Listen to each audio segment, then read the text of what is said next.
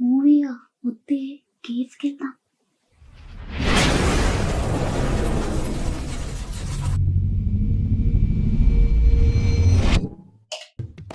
అవునా తిన్నావా? మన సరితక్క వాళ్ళ కూతురు మొన్న కాలేజ్కి పోకుండా బంక్ కొట్టి దోస్తులతోటి కేఫ్ పోయిందంట. ఇంటికి రాగానే సరితక్క కారం పొడేసి చంపిందంట. సరితక్క కాబట్టి కారం పొడేసి సరిపెట్టింది. అదే మన ఇంట్లో అయితేనా